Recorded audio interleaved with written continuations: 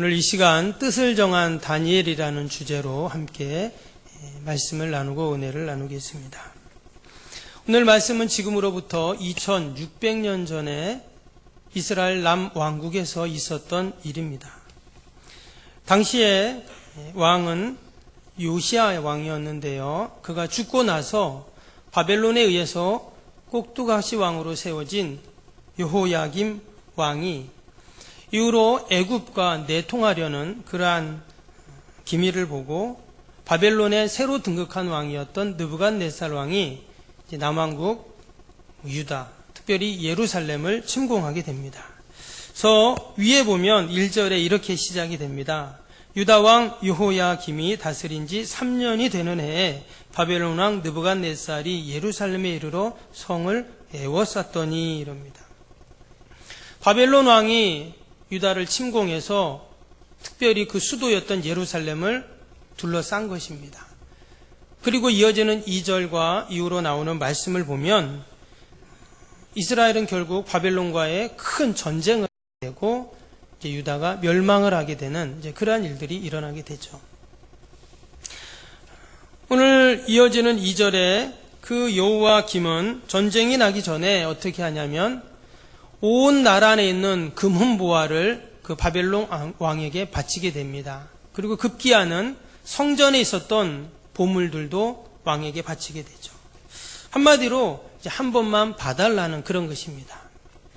바벨론 왕은 신이 나서 그 모든 보화를 다 가지고 자기네 나라로 가서 자신들이 섬기는 그 바벨론 그 신의 신전에 갖다 놓게 됩니다.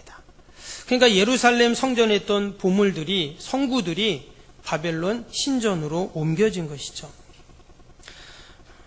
뿐만 아니라 이어지는 4절에 보면 이 바벨론 왕은 그 이스라엘에 있는 젊은 청소년들 그리고 젊은이들을 포로로 잡아갑니다. 지금 이 젊은이들은 자신들의 눈앞에서 나라가 망하고 부모 형제가 죽고 또한 자신들의 나라를 잃어버리는 그런 비참함을 경험하게 됩니다. 우리 중에도 전쟁을 경험하신 분들이 우리 어르신들이 계시죠. 저를 비롯한 많은 분들은 전쟁을 경험하지 못했지만 그러나 우리는 전쟁을 잘 알고 있습니다. 전쟁은 비참한 것이죠. 특별히 고대 사회에서 전쟁에 지게 되면 모든 것은 다 끝나버리는 것입니다. 이제 전쟁에서 패한 이스라엘은 나라는 망하고 성전은 다 불타버리고 결국 많은 젊은이들은 포로가 되어서 바벨론에 끌려갑니다. 당시에 포로들은 마차를 타고 가는 것이 아니라 다 줄에 묶여가지고 개처럼 끌려갑니다. 이스라엘에서 바벨론까지는 무려 4달 이상을 걸어야 하는 아주 먼 거리입니다. 뿐만 아니라 그 팔레스타인의 그 광야라는 것은 한낮에는 무려 40도, 45도까지 되는 어마어마한 그런 더위이죠. 그들이 그 먼 길을 밧줄에 묶여 끌려간다는 것은 고통 중에 고통이었습니다. 그러나 무엇보다 포로로 끌려가는 자들에게 가장 고통스러웠던 것은 무엇이냐면 바로 성전이 유린당하고 파괴된 사실입니다. 한마디로 자신들이 믿었던 하나님이 파괴되고 망한 것이죠. 때문에 그들에게는 육적인 고통뿐만 아니라 영적인, 신적인 고통도 말로 다 할 수 없었습니다. 아마 포로로 끌려가는 그 젊은이들 가운데는 이러한 생각을 한 자들도 있을 거예요. 아니 과연 하나님이 살아계시다면 어떻게 우리나라에 이런 일이 있을 수 있는가? 과연 우리 어른들은 어떻게 했길래 나라가 이처럼 망하게 되었는가? 왜 내 인생이 이런가? 아마 불평하고 절망과 또한 혼돈과 수모 가운데 낙심한 젊은이들도 있었을 것입니다. 그렇게 해서 그들은 먼 이국 땅에 이제 끌려가게 되었어요. 근데 그 바벨론에 가서 어떤 일이 있었냐면 이어지는 4절에 보니까 곧 흠이 없고 용모가 아름다우며 모든 지혜를 통찰하며 지식에 통달하며 학문에 익숙하여 왕궁에 설만한 소년을 데려오게 하였고 그들에게 갈대아 사람의 학문과 언어를 가르치게 하였고. 바벨론에 끌려갔던 이스라엘의 젊은 포로들 가운데 쓸만한 젊은이들을 지금 뽑아가지고 그들에게 먹을 것을 주고 바벨론의 학문을 가르치게 됩니다. 여기에는 정치적, 사회적인 여러 이유들이 있었습니다. 그들은 바벨론의 새로운 환경과 그들의 문화와 또 그들의 교육을 통해서 이전의 이스라엘의 모든 정체성을 잃어버리게 하려는 그러한 의도와 뜻이 그 안에 담겨 있었던 것입니다. 더 이상 이스라엘로는 희망이 없다. 그리고는 바벨론이라는 새로운 나라와 그들의 문화를 제공받음으로써 이제 그들은 하나님에 대한 믿음의 정체성을 다 잃어버리고 하나님이 아닌 바벨론을 신을 섬기게 하고자 한 그러한 정책이 그 안에 깔려 있었던 것이죠. 그것을 알 수 있는 것이요, 이들의 이름을 보면 알 수가 있습니다. 6절에 보면 다니엘과 다니엘의 세 친구들의 이름이 나옵니다. 6절 보시면 유다 자손 곧 다니엘과 하나냐와 미사엘과 아사랴가 있었더니, 그리고 7절에 보면 환관장이요, 그들의 이름을 이제 바꿔서 부르게 됩니다. 그래서 원래 하나님은 재판장이라고 했던 그 다니엘이라는 이름은 바벨론의 신 벨이 보호한다라고 하는 벨드사살로 바뀌어 부릅니다. 그리고 하나님의 은혜이었던 하나냐는 사드락이라는 달신 아쿠의 명령이라는 이름으로 바뀝니다. 또 누가 하나님과 같으리오라는 미사엘이라는 이름은 누가 아쿠신과 같으리오라는 메삭으로 바뀌게 되고, 하나님의 도움이었던 아사랴는 바벨론의 신 느고의 종이라는 아벤느고로 이름이 바뀌게 됩니다. 마치 우리 옛날에 일제강점기 때 우리나라 사람들 이름을 일제 사람들이 다 바꿔버렸죠. 일본 이름으로 바꿔버렸습니다. 그것처럼 바벨론의 문화, 바벨론의 그 나라, 바벨론의 삶을 살게끔 그들의 이름, 그들의 존재 자체를 이처럼 다 바꿔버린 것입니다. 그럼 이제 다니엘과 세 친구, 포로로 끌려갔던 그들의 목숨은 누구에게 달렸을까요? 당연히 바벨론 왕에게 달려 있습니다. 그런데 다니엘은 그런 상황 속에서 8절에 이렇게 고백을 하고 있습니다. 다니엘은 뜻을 정하여 왕의 음식과 그가 마시는 포도주로 자기를 더럽히지 아니하리라 하고 자기를 더럽히지 아니하도록 환관장에게 구하니. 여기 보면 다니엘이 뜻을 정했다는 그런 말이 납니다. 뜻을 정했다. 과연 그가 무엇을 뜻을 정했다는 말일까요? 그냥 일반적으로 말하면 뜻을 정했다는 말은 내가 다짐했다, 각오했다, 이런 뜻이에요. 한마디로 다니엘은 지금 자신이 놓인 운명에 자신의 인생을 맡긴 게 아니라 뜻을 정했다는 거예요.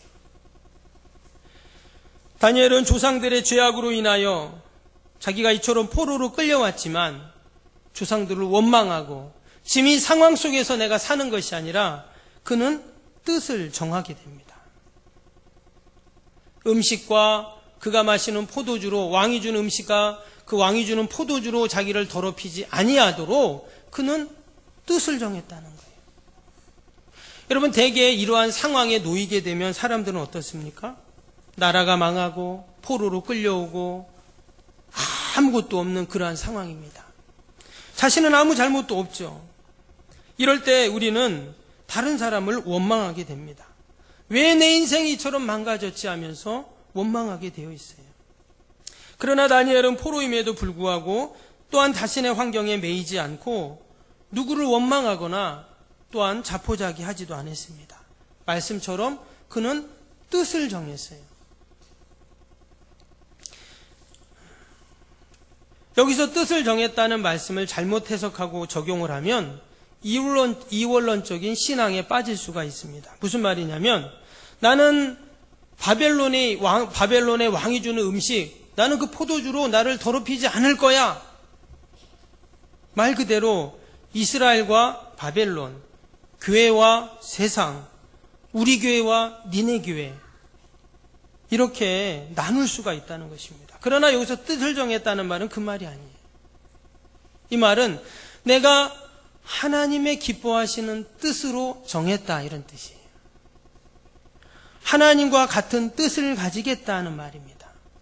하나님의 마음과 뜻을, 내 마음과 뜻을 거기에 맞추겠다, 이런 뜻이죠. 여러분, 성경에 보면 이런 사람이 또 한 사람 나옵니다. 누굴까요? 다윗이죠. 하나님은 그를 뭐라고 했냐면 내 마음에 맞는 사람이랬어요. 사도행전 13장 21절 22절에 보면 그 후에 그들이 왕을 구하거늘 하나님이 베냐민 지파 사람 기스의 아들 사울을 40년간 주었다가 패하시고 다윗을 왕으로 세우시고 증언하여 이르시되 내가 이새의 아들 다윗을 만나니 내 마음에 맞는 사람이라 내 뜻을 다 이루리라 하시더니, 하나님께서 다윗을 딱 만나니까 내 마음에 맞는 사람, 이렇게 말씀하셨어요. 여러분, 다윗은 출신이 좋은 사람이 아닙니다. 그는 아주 비천한 목동의 출신이었어요. 다윗도 실수가 많은 사람이었습니다.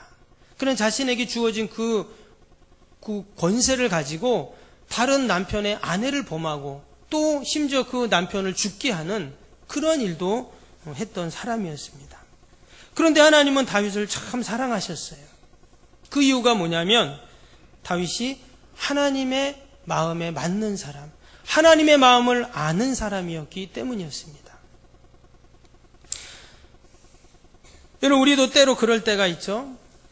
내가 좋은 배경, 좋은 환경 아닐 수도 있습니다. 때로는 우리도 실수하고 넘어질 때도 있습니다. 그러나 하나님은 여전히 우리를 너무도 사랑해 주시죠. 우리가 늘 하나님의 마음을 헤아리고 그 하나님의 마음에 맞을 때 여러분, 하나님께서 우리를 통해 하나님의 뜻을 이루시고 또 하나님의 영광이 드러나게 될 줄로 믿습니다. 그러면 다니엘이 뜻을 정했다고 하는데 그가 어떻게 하나님 앞에 뜻을 정했는가? 그럼 우리가 뭐를 할 때 이런 말을 하잖아요. 나 마음 먹었어.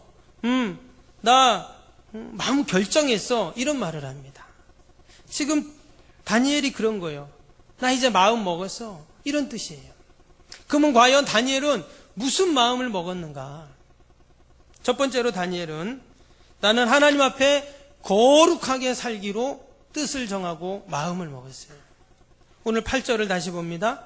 다니엘은 뜻을 정하여 왕의 음식과 그가 마시는 포도주로 자기를 더럽히지 아니하리라 하고 자기를 더럽히지 아니하도록 환관장에게 구하니. 여기서 자기를 더럽히지 않겠다는 말, 바로 경건을 자신의 삶의 목표로 삼겠다는 거예요. 거룩을 나의 삶의 목표로 삼겠다, 이런 뜻입니다. 여러분, 지금 다니엘이 왜 왕이 주는 음식을 먹지 않을까요? 분명히 왕이 주는 음식은 산의 진미입니다. 그러나 당시의 왕의 음식은, 고대사의 왕의 음식은요, 그들이 믿는 신에게 바쳤던 음식입니다. 신에게 바쳤던 음식을 왕이 먹게 되어 있어요. 근데 지금 그것을 다니엘과 그 친구들에게 준다는 말이에요. 때문에 다니엘은 우상 앞에 드렸던 그 음식을 먹음으로 나의 육신뿐만 아니라 나의 영혼도 물들지 않게 하겠다. 이것은 결코 쉬운 결단이 아닙니다. 왕이 주는 음식을 먹지 않는다는 말은 왕의 명령을 거부한다는 거예요. 그리고 왕의 명령을 거부하면 어떻게 될까요? 죽는 거죠. 더욱이 그들은 지금 청소년기, 때로는 청년기에 있는 그런 자들입니다. 여러분, 청년 때는 어떻습니까? 식욕이 왕성하잖아요. 없어서 못 먹고 안 줘서 못 먹죠. 여러분, 청년 때는 어떠냐면 4발 달린 거는 책상 빼고 다 먹고 날아가는 거는 비행기 빼고 다 먹는다 그러더라고요. 그런데 지금 다니엘과 그 친구들이 그런 거예요. 이방 나라에서 포로로 가서 얼마나 배가 고프겠어요. 그런데 안 먹겠다는 거예요. 그리고는 뭐만 먹냐? 채소하고 물만 먹는데요. 지금이야 채소하고 물 먹으면 다이어트 되고 살 빠지고 얼마나 좋아요. 근데 이때는 그때가 아니죠. 더욱이 왕의 명령을 거역합니다. 죽음을 각오하는 거예요. 또한 그들은 왕의 음식을 거절하는 그 순간부터 자신들의 주어질 출세와 성공의 길이 다 막히는 겁니다. 저 왕의 명령도 안 듣는데 어떻게 출세할 수 있겠어요? 그들은 지금 포로로 잡혀온 노예의 삶을 살고 있습니다. 자유도 없습니다. 제대로 먹을 수도 없습니다. 그럼에도 불구하고 뜻을 정하여 왕의 음식에 자신을 더럽히지 않겠다. 이렇게 지금 이야기합니다. 지금 상상할 수도 없는 특권이 그들에게 주어졌는데 그걸 다 그들은 내어놓는 거예요. 왜 그렇게 합니까? 그들은 끝까지 신앙의 순결을 지키고 경건과 믿음을 지키겠다 하는 것입니다. 내가 출세하지 않더라도, 내가 좀 돈을 덜 벌더라도, 심지어 내가 죽더라도 나는 거룩을 선택하겠다는 거예요. 여러분, 이것이 바로 하나님의 택한 백성들의 삶인 줄로 믿습니다. 여러분, 지금 나는 무엇의 뜻을 정했습니까? 우리가 오직 경건과 거룩의 뜻을 정할 때 하나님께서 우리를 지켜주시고 돌봐주시고 형통케 하실 줄로 믿습니다. 두 번째로 다니엘은 무엇의 뜻을 정했냐면 나는 기도하며 살리라는 뜻을 정했어요. 여러분, 시간이 지나면서 다니엘은 왕의 총애를 받습니다. 지금 그는 포로 출신이고 노예이고 왕의 명령도 거역했지만 여러분, 아무리 진주를 진흙 속에 갖다 놔도 어때요? 진주는 빛나는 법입니다. 시간이 점점 지나니까 다니엘은 찬란한 빛으로 별로 빛나는 거예요. 그러니까 왕의 총애를 받아요. 여러분, 왕의 총애를 받으면 꼭 누가 생길까요? 시기하는 자들이 생깁니다. 그래서 그 주위에 있는 다른 신하들이 막 시기 질투하는 거예요. 그러면서 그 총리와 고관들이 어떻게 하면 다니엘을 모함해서 내리게 할까 하는 그런 음모를 꾸미게 되죠. 그래서 낸 것이 뭐냐면 왕의 금령을 발표합니다. 어떤 금령입니까? 30일 동안 왕과 다른 신에게 절을 하는 자는 다 사자굴에 집어넣는다는 거예요. 다니엘은 그것을 알고 있었습니다. 왜? 자기도 고관이었기 때문에, 총리였기 때문에. 근데 다니엘 6장 10절에 이렇게 말씀합니다. 다니엘이 이 조수의 왕의 도장이 찍힌 것을 알고도 자기 집에 돌아가서는 윗방에 올라가 예루살렘으로 향한 창문을 열고 전에 하던 대로 하루에 3번씩 무릎을 꿇고 기도하며 그의 하나님께 감사하였더라. 여기 보면 전에 하던 대로라는 말이 나와요. 전에 하던 대로. 이것은 다른 말로 하면 뜻을 정한 대로 이런 뜻이에요. 그가 하루에 3번씩 하나님께 뜻을 정한 대로 기도하고 감사하고 있습니다. 근데 그렇게 하면 사자굴에 던져지는 것을 알고 있어요.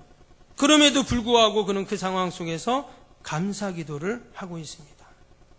여러분, 사람들은 대개 이럴 때 어떤 기도를 할까요?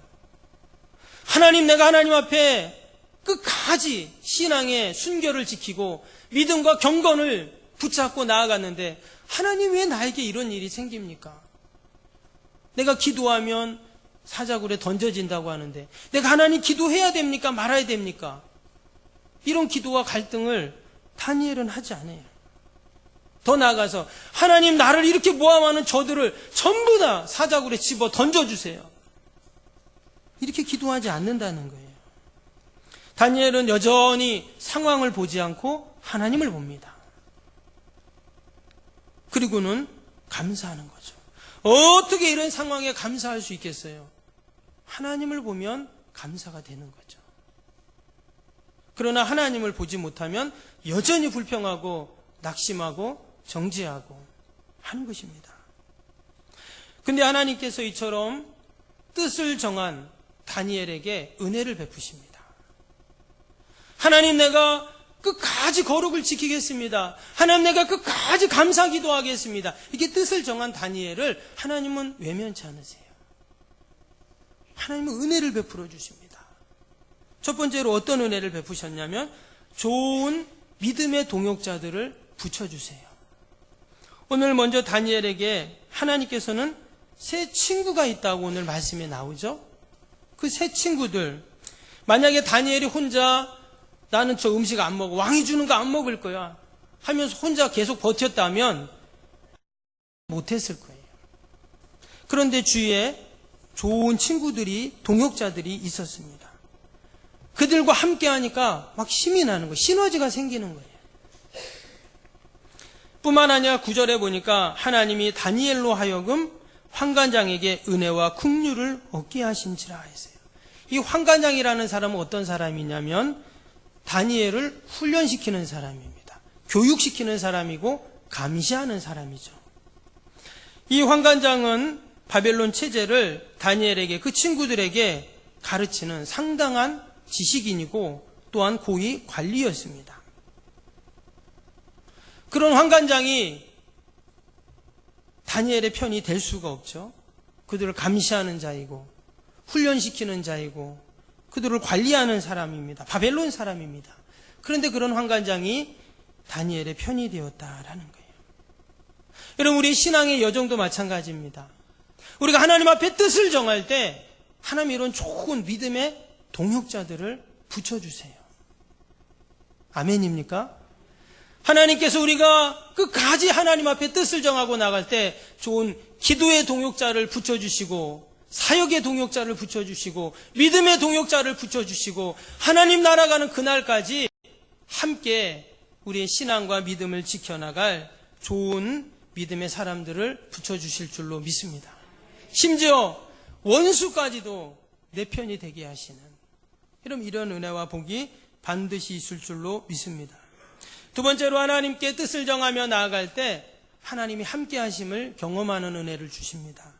밑에 15절을 보시면 열흘 후에 그들의 얼굴이 더욱 아름답게 살이 더욱 윤택하여 왕의 음식을 먹은 다른 소년들보다 더 좋아 보인지라. 여기 보면 다니엘과 그 친구들이 열흘 동안 채소와 물만 먹었습니다. 그런데 뭐라고 했어요? 더 살이 찌고 윤택했다, 이렇게 지금 말씀이 나오고 있습니다. 더 아름답고 더 살이 찌고 건강해졌다는 거예요. 여러분, 환관장이 그 모습을 보고 어떻게 했습니까? 환관장이 그 모습을 보고 놀라는 거죠. 아니, 어떻게 고기를 먹고 왕의 산의 진미를 먹은 저 소년들보다 저 다니엘과 저 세 친구가 어떻게 저렇게 더 좋아 보이고 살이 찌고 윤택하고 어떻게 저럴 수 있지? 그들이 믿는 여호와 하나님이 어떤 하나님인가? 하나님이 그들과 함께 하시는가 보다 그는 깨닫게 되는 것이죠. 이후로 여러분, 금신상에 절을 하지 않은 세 친구 극렬하게 타는 풀무불에 던져지게 됩니다. 그때 하나님이 어떻게 하십니까? 하나님께서 그들이 하나도 상하지 않도록 하나님이 지켜주시죠. 그래서 느부갓네살 왕이 깜짝 놀라서 이런 말을 합니다. 다니엘 3장 28절에 보면 느부갓네살이 말하여 이르되 사드락과 메삭과 아벳느고의 하나님을 찬송할지로다. 그가 그의 천사를 보내사 자기를 의리하고 그들의 몸을 바쳐 왕의 명령을 거역하여 그 하나님 밖에는 다른 신을 섬기지 아니하며 그에게 절하지 아니한 종들을 구원하셨도다. 지금 바벨론 왕이 하는 말입니다. 다니엘의 그 세 친구들이 금신상에 절하지 않아 사자굴에 던져져서 아침에 가서 그들의 뼈를 추리려고 했는데 뼈는커녕 하나도 다치지 않았어요. 그리고는 뭐라고 합니까? 그들이 믿는 하나님께서 그들을 구원하셨다는 거예요. 하나님이 함께 하심을 본 것입니다. 이방 왕이 그것을 보고 하나님을 찬양하고 있어요. 뿐만 아닙니다. 다니엘도 마찬가지예요. 다니엘이 사자굴에 던져집니다. 굶주린 사자들이 다니엘을 덮쳐서 그를 잡아먹어야 합니다. 그런데 어떻게 돼요? 그 또한 마찬가지입니다. 다니엘이 하나도 상하지 않아요. 그때 다리오 왕이 조소를 내립니다. 다니엘서 6장 26절에 내가 이제 조소를 내리노라. 내 나라 관할 아래에 있는 사람들은 다 다니엘의 하나님 앞에서 떨며 두려워할지니 그는 살아계시는 하나님이요 영원히 변하지 아니하실 이시며 그의 나라는 멸망하지 아니할 것이요 그의 권세는 무궁할 것이며. 지금 이방왕이 하는 말입니다. 다니엘의 하나님 앞에서 다 두려워 떨어야 한다는 거예요. 그리고 그의 권세가 영원 무궁할 것이다, 이렇게 말했습니다. 바로 하나님이 다니엘과 함께 하시는 것을 사람들이 보는 거예요. 여러분, 우리가 하나님 앞에 뜻을 정하며 그 하나님의 약속의 말씀을 붙잡고 나아갈 때 우리 주위에 있는 사람들이 하나님이 나와 함께 하심을 보게 됩니다. 원수들이 지금 하나님을 찬양하는 그러한 일들이 일어나요. 여러분, 저와 여러분이 한 주간을 살면서도 우리가 오직 하나님 앞에 뜻을 정하는 저와 여러분이 될 수 있기를 바랍니다. 그때 하나님이 나와 함께 하심을 우리는 알게 되죠. 마지막으로 하나님께서는 그들에게 지혜와 총명을 주십니다. 17절에 보면 하나님이 이 네 소년에게 학문을 주시고 모든 서적을 깨닫게 하시고 지혜를 주셨으니 다니엘은 또 모든 환상과 꿈을 깨달아 알더라. 밑에 20절입니다. 왕이 그들에게 모든 일을 묻는 중에 그 지혜와 총명이 온 나라 박수와 술객보다 10배나 나온 줄 아니라. 지금 다니엘이요, 이 바벨론의 박사와 술객, 지식인들입니다. 그들보다 10배나 더하다고 했어요. 지혜와 총명이. 그래서 예를 들면 이 바벨론 그 박사와 술객들이 IQ가 라고 하면 다니엘은 1000인 겁니다. 이 천재죠. 그러나 그 지식과 총명이 그냥 머리가 좋은 게 아니에요. 뭐라고 했어요? 다니엘이 보니까 꿈과 모든 환상과 꿈을 깨달아 알았다, 이렇게 말했습니다. 여러분, 그냥 세상적인 지식과 총명은 세상의 지식을 아는 것입니다. 그러나 환상과 꿈은 어때요? 영적인 것입니다. 그래서 세상의 지혜와 총명으로는 알 수 없어요. 그런데 하나님께서는 하늘의 지혜와 영적인 지혜와 총명을 부어주시니까 다니엘이 육적인 지혜 총명뿐만 아니라 영적인 지혜와 총명까지 얻어서 그 땅에서 살아간 것이죠. 여러분, 지금의 시대에 얼마나 많은 지식과 정보가 우리에게 있습니까? 그러나 그것으로 우리가 세상을 이겨나갈 수가 없어요. 그러나 하나님이 주시는 지혜와 영적인 총명이 있으면 능히 승리할 줄로 믿습니다. 그래서 우리가 우리의 자녀들에게 늘 기도하는 것이 그겁니다. 세상의 지혜와 총명뿐만 아니라 영적인 지혜와 총명을 하나님 부어 주옵소서. 이렇게 기도할 때 하나님께서 우리의 자녀손들을 통해 하나님의 영광을 드러낼 줄로 믿습니다. 오늘 마지막으로 오늘 1장 마지막 절 21절에 보면 이런 말씀이 나옵니다. 21절 보시면 다니엘은 고레스 왕 원년까지 있으니라 했습니다. 다니엘이 고레스 왕 원년까지 있었다. 이 말은 무슨 말이냐면 이제 이스라엘이 바벨론에서 모든 포로 생활을 끝내고 고국으로 돌아갈 때 이 고레스라는 왕이 칙령을 내죠. 이 속국의 모든 속국의 그 포로들은 다 고국으로 돌아가라는 칙령을 내게 됩니다. 근데 다니엘이 그때까지 있었다는 거예요. 그 무슨 말입니까? 바벨론으로 포로로 끌려올 때부터 다시금 고국으로 돌아갈 때까지 다니엘이 있었어요. 그러니까 다니엘은 무려 70여 년 동안 그 이방 땅에서 하나님이 주신 지혜와 총명을 가지고 늘 하나님의 함께 하심을 경험하며 믿음의 동역자들과 하나님의 영광을 돌리면서 살아갔다는 것입니다. 그가 있는 것이 이스라엘이 아니었어요. 이방 땅이에요. 여러분, 우리가 어디에 있든지 지금 나의 상황과 조건이 어떻든지 그것이 중요하지 않다는 거예요. 지금 내가 처한 곳에서, 지금 나에게 벌어진 모든 상황 속에서 내가 오직 하나님의 앞에서 뜻을 정하며 나아가면 하나님이 나와 함께 하시고 내가 지혜와 총명을 주시고 좋은 믿음의 사람들, 동역자들을 붙여주시고 하나님 나를 통해서 하나님의 영광을 드러내 주시는 줄로 믿습니다. 우리가 한 주간을 살면서도 바벨론이라는 거대한 세상 앞에 우리는 있습니다. 그러나 우리가 세상 앞에, 그 바벨론 앞에 결코 주눅들지 않고 우리가 오직 하나님 앞에 뜻을 정하며 나아가면 하나님이 부어주시는 이러한 은혜와 복이 반드시 있을 줄로 믿습니다. 기도하겠습니다.